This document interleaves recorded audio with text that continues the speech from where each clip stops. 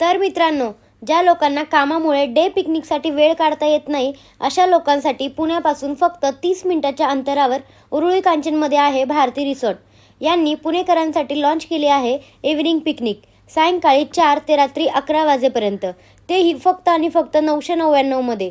यामध्ये आम्ही 4 वाजता रिसॉर्टला पोहोचलो आणि मस्तपैकी भजी, भेळ, चहा, कॉफीवर ताव मारला आणि डायरेक्ट गेलो रेन डान्स आणि स्विमिंग मध्ये भिजायला. त्यानंतर स्विमिंग करून झालं, कपडे चेंज केले आणि गेलो ॲडव्हेंचर पार्क मध्ये ऍक्टिव्हिटी करायला. तिथे गेल्यावर भारतातील सर्वात मोठे फेरीज व्हील राईड केली.